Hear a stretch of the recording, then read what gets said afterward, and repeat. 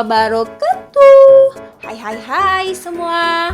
Ketemu lagi di channel YouTube Nada dan Rasa Official bersama dengan video-video pembelajaran bahasa Indonesia serta konten-konten menarik lainnya. Untuk itu, dukung terus channel YouTube ini dengan cara klik like, komen, dan juga subscribe. Dan jangan lupa, hidupkan lonceng notifikasinya agar kalian tidak ketinggalan video-video menarik yang akan Nada dan Rasa sajikan hanya untuk kalian semua. Oke, pada video kali ini Nada dan Rasa akan memaparkan 5 buah pembahasan mengenai teks eksposisi. Apa saja pembahasannya? Yang pertama, pengertian dari teks eksposisi. Kemudian pembahasan selanjutnya yaitu tujuan dari teks eksposisi. Pembahasan yang ketiga yaitu unsur-unsur teks eksposisi. Yang keempat, jenis teks eksposisi. Dan yang terakhir, isi pokok informasi teks eksposisi. Oh ya, sebelum kita lanjut pada video selanjutnya, jangan lupa untuk klik share dan bagi kepada teman-temanmu semua agar mereka juga dapat melakukan pembelajaran secara mandiri di rumah dan dimanapun ditemani dengan Nada dan Rasa Official. Baik, pembahasan yang pertama yaitu pengertian dari teks eksposisi. Kita lihat pada slide selanjutnya. Teks eksposisi merupakan karangan yang berisi gagasan-gagasan berupa pemikiran, informasi, dan pengetahuan tentang suatu topik yang disajikan secara singkat, padat, dan akurat.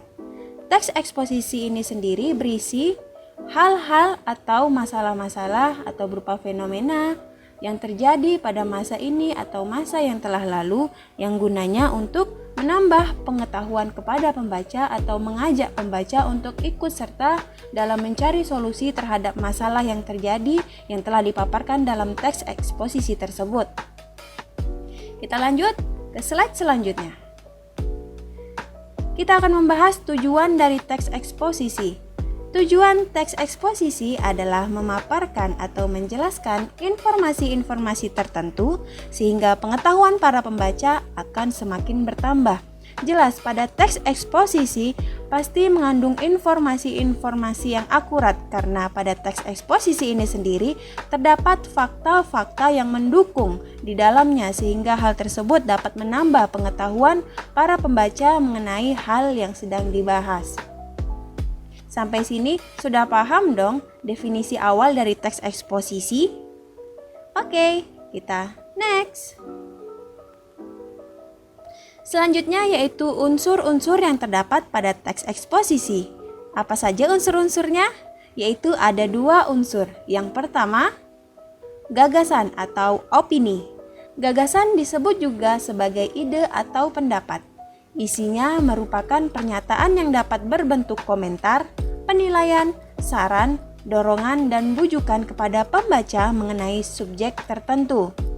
Dan unsur yang kedua yaitu fakta.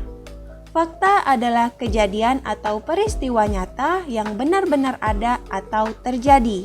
Dalam teks eksposisi, fakta digunakan untuk menegaskan kembali dan memperkuat gagasan agar lebih meyakinkan pembaca. Fakta dapat berupa bukti, data, dan kejadian nyata. Dari kedua unsur ini dapat kita lihat bahwa pada teks eksposisi tidak hanya terdapat opini-opini seorang penulis saja, tetapi juga didukung oleh fakta-fakta yang dapat memperkuat pendapat tersebut, sehingga hal-hal inilah yang dapat menambah pengetahuan pembaca mengenai suatu fenomena-fenomena karena didasari pada fakta-fakta yang ada. Kita lanjut pada contoh dari fakta dan opini tersebut. Di sini disajikan sebuah teks yang berisi pada tahun 2005 sampai 2006 tercatat telah terjadi 330 bencana banjir, 69 bencana tanah longsor, 7 bencana letusan gunung berapi, 241 gempa bumi, dan 13 bencana tsunami. Bencana longsor dan banjir itu disebabkan oleh perusakan hutan dan pembangunan yang mengabaikan kondisi alam. Masalah lingkungan di atas merupakan masalah serius yang harus segera diatasi. Meskipun tidak mungkin mengatasi keenam masalah utama lingkungan tersebut, setidaknya harus dicari solusi untuk mencegah bertambah buruknya kondisi bumi. Jadi dari sini dapat dilihat bahwa pada paragraf pertama terdapat data-data mengenai bencana-bencana yang terjadi pada tahun 2005 sampai 2006. Dari mana penulis bisa mendapatkan data tersebut?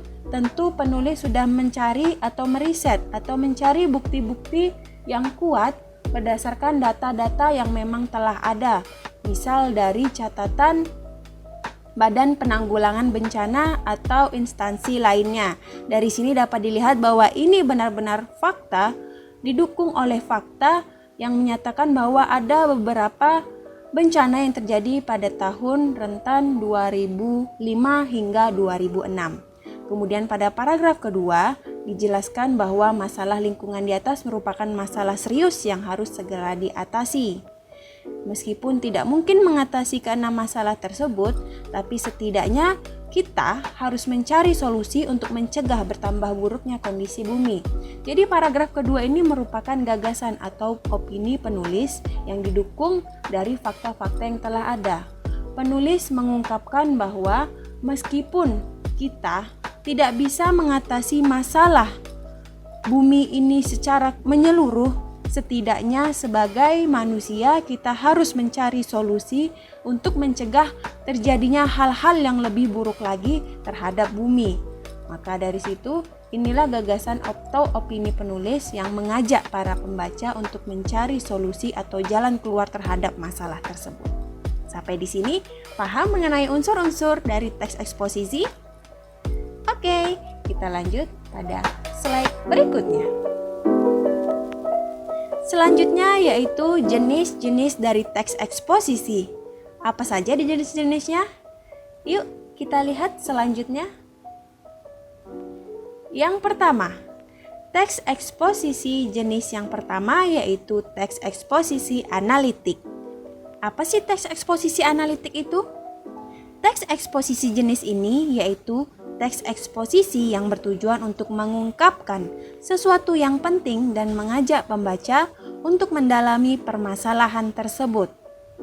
Jadi, teks eksposisi jenis ini yaitu mengungkapkan isu-isu atau masalah-masalah yang terjadi, yang mana teks ini gunanya untuk memberi informasi atau mengajak pembaca untuk mendalami masalah yang sedang terjadi pada teks yang sedang dibahas tersebut.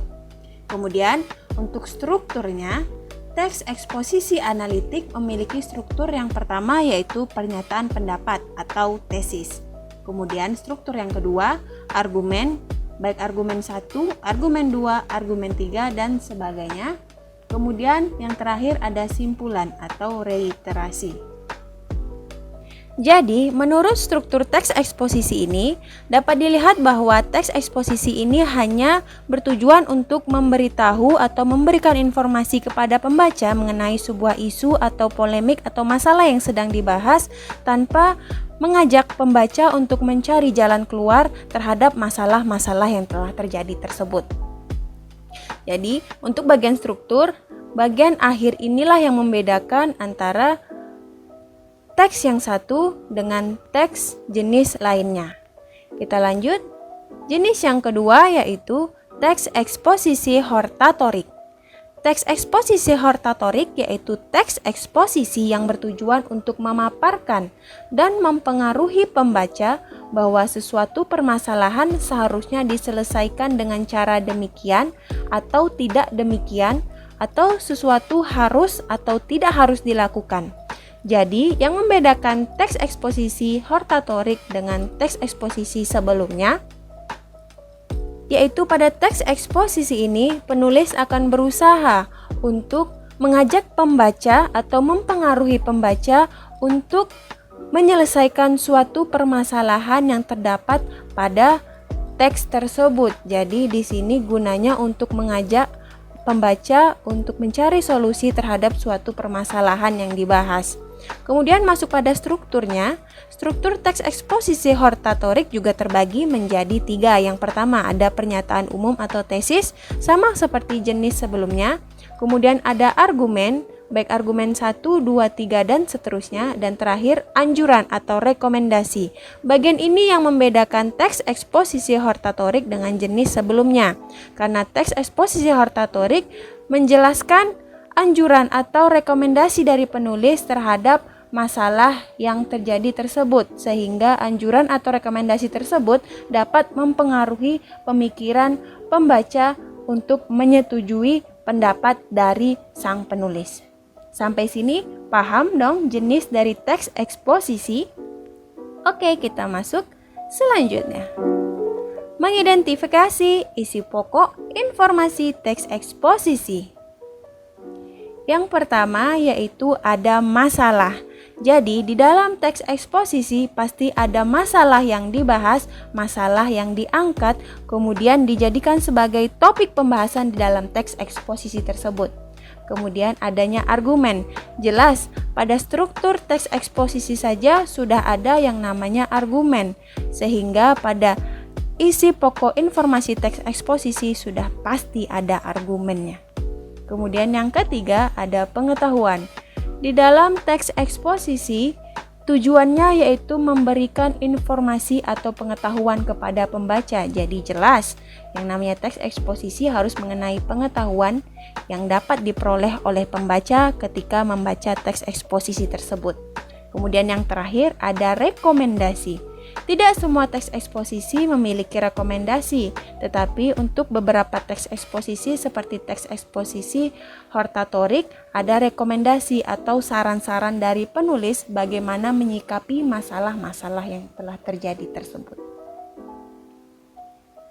Baik, selanjutnya penulis telah menyediakan sebuah bahan bacaan berupa contoh dari teks eksposisi. Ayo kita simak dan kita teliti masing-masing isi teks eksposisi ini. Teks eksposisi ini berjudul Bahaya Mie Instan Bagi Kesehatan. Semua orang pasti kenal dengan makanan cepat saji bernama mie instan. Selain mudah didapatkan, jenis makanan yang satu ini juga memiliki rasa yang nikmat. Hanya saja di balik sifat praktis dan rasanya yang selalu nikmat ini, mie instan juga memiliki sejumlah resiko. Menurut sejumlah hasil penelitian, terlalu sering mengkonsumsi mie instan dapat meningkatkan resiko timbulnya penyakit kanker, ginjal, dan usus buntu. Pada sejumlah kasus, konsumsi mie instan berlebihan juga dapat menyebabkan kegemukan atau obesitas. Apabila Anda biasanya mengkonsumsi mie instan setiap hari, mulailah untuk menguranginya dengan tenggang waktu 2 hingga 3 hari dan lakukan sampai Anda terbebas dari mie instan sama sekali. Menurut penelitian, ternyata di dalam mie instan terdapat kandungan lilin yang berbahaya bagi kesehatan. Kandungan lilin dalam mie instan berguna untuk membuat mie tidak lengket satu dengan lainnya. Dengan seringnya kita mengkonsumsi mie instan, berarti kita juga telah memasukkan banyak kandungan lilin ke dalam tubuh kita. Kandungan lilin tersebut akan merusak sistem kerja pencernaan dalam tubuh karena baru bisa dicerna oleh tubuh dalam waktu minimal 2 hari. Selain kandungan lilin, di dalam mie instan juga terdapat natrium yang dapat menyebabkan penyakit tekanan darah tinggi atau hipertensi dan MAH. Jika dikonsumsi berlebihan dalam waktu yang cukup lama, kandungan natrium ini tentu secara signifikan dapat menimbulkan penyakit di atas. Hal ini didasari oleh karena kandungan natrium yang bersifat menetralkan lambung sehingga mengakibatkan lambung akan mensekresi asam dalam jumlah yang banyak agar dapat mencerna makanan. Mie instan ternyata juga mempunyai kandungan zat-zat lain yang dapat membahayakan kesehatan tubuh kita seperti MSG dan penambah rasa. Jika Anda masih ingin mengkonsumsi mie instan tetapi ingin tetap sehat, Anda harus melakukannya sesuai saran penyajian.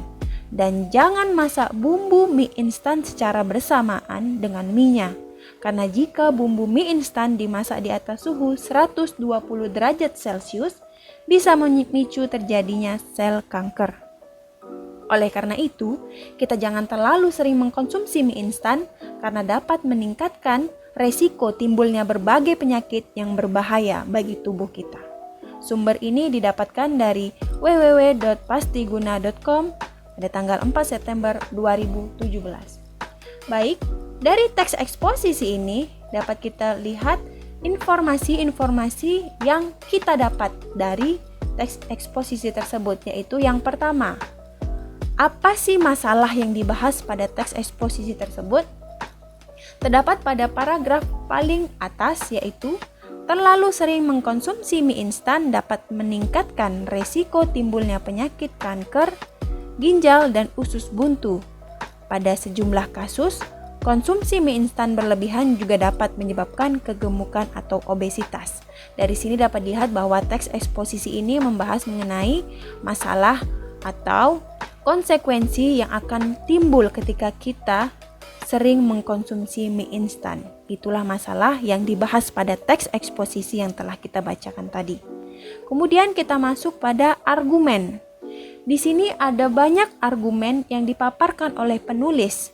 Namun, ada dua argumen yang akan kita gunakan, yaitu yang pertama, semua orang pasti kenal dengan makanan cepat saji bernama mie instan.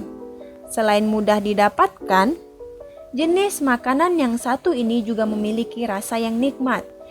Di sini terdapat argumen dari penulis yang menyatakan bahwa selain mie instan ini mudah untuk didapatkan, mudah untuk disajikan, rasanya juga nikmat. Jelas yang namanya pendapat ini merupakan pendapat perorangan, yaitu yang dimaksudkan di sini adalah pendapat dari penulis yang menyatakan bahwa mudahnya mendapatkan mie instan dan juga rasanya yang nikmat menyebabkan banyaknya masyarakat yang menyukai mie instan tersebut.